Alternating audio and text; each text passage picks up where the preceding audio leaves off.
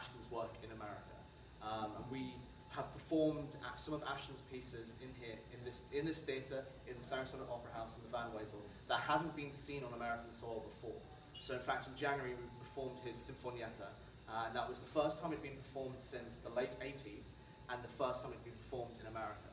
And that's amazing. You know, that is the Sarasota Ballet making ballet history and becoming part of ballet history. And I think it's very special, and it's something that few companies can really say that they do. Now, the reason that we've been known as the main exponent of Ashton's work is because history is important to us. The art form is important to us, but one of the things that we are very passionate about is maintaining that history. Now, I mean, I've got to say, I only realized this not that long ago, but ballet as we know it today is really only about 100 years old.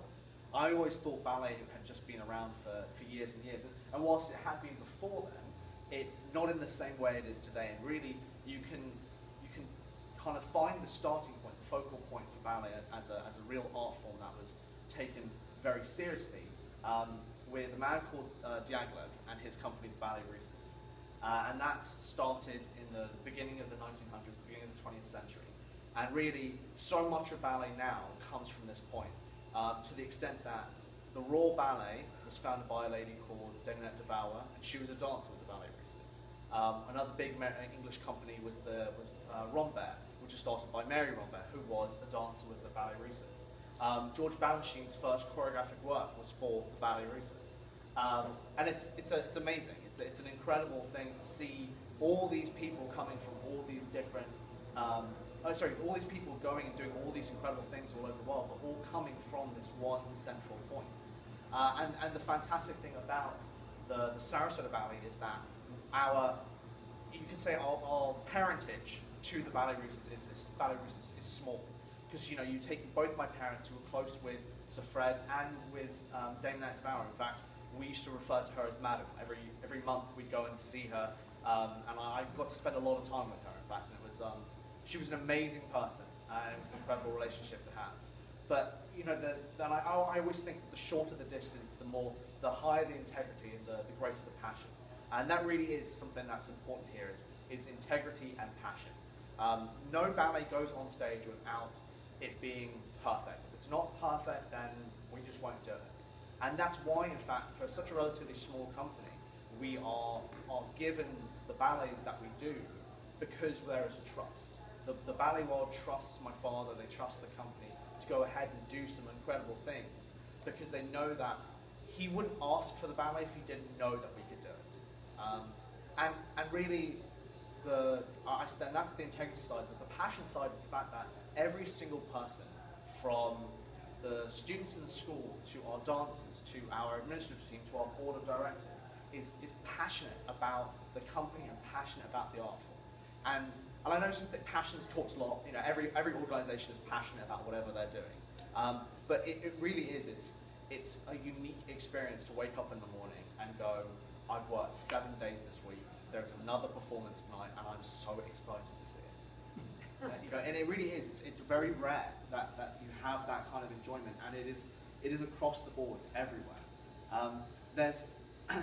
I always like to think of an example of this, and that is the Wright brothers.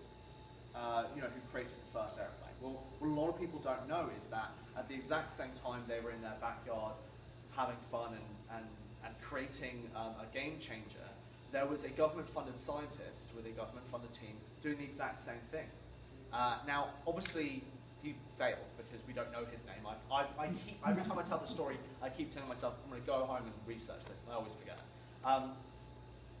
So obviously he failed where the Wright brothers succeeded. And how is that possible? How is it that two brothers in their backyard succeeded where a government-funded official didn't? Now, I know depending on where you stand in the political spectrum, you probably have a fantastic answer for that. But really, it's an incredible thing. And the reason is passion. For me, it's passion. And you know that the government-funded scientist didn't have that kind of passion, that love for his work. Because if he had, and the Wright brothers had succeeded, he would have gone, oh, fantastic. Okay, so have you thought about this? I've been working on this. Let's bring this together. But he didn't. He just kind of dusted his hands off and went off to the next project. And that is why in just 7 years, this company has turned from a small regional company that did small regional performances to a company that has been invited to Washington to perform as part of a festival alongside ballet giants like the Washington Ballet, Pennsylvania Ballet, Richmond Ballet, Boston Ballet, and has been in the New York Times 5 times since the summer. So I really implore you to become a part of it. The people that haven't come to a performance, that haven't become part of the ballet family, I implore you to become, because it's an exciting time. And what we want is we want everyone to be a part of it. We want everyone to become a ballet patron. We want everyone to enjoy this incredible art form. You know, and that's the thing is that our focal point is the art form. And I really think that, and again, this will be biased because I've grown up in the ballet world, but for me, ballet is the purest, not the purest, that's the wrong word. It's not the purest form of art. It's an art form that incorporates so many different aspects, and for me, it evokes the purest form of emotion.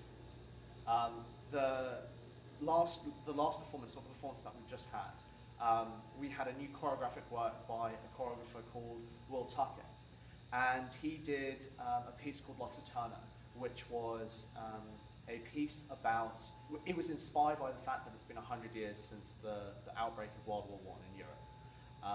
And it was a piece, it was very much a requiem, and it was about that moment in between passing and moving on.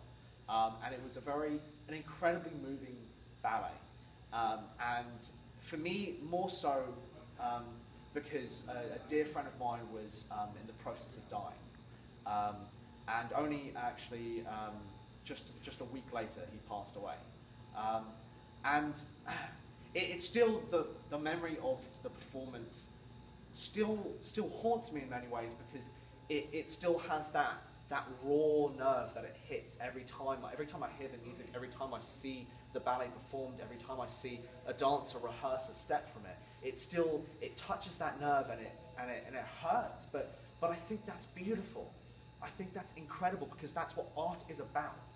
Art is about emotion, and it's about coming out of that theatre and going, that was fantastic, or coming out of that theatre and going, God, that was horrendous, but at least there's an emotion, at least there's a response. And I think that's what we try and do every single night, every single performance, is provide something that'll make you laugh, it'll make you cry, it'll make you think, and that's what, for me, that's what art's about. Art is about emotion, and about passion, and about love, and I think that we do that incredibly here. Jason is not enthusiastic about your ballet. Well, so, thank you so much for coming, and I do hope that we'll see you at our next performance.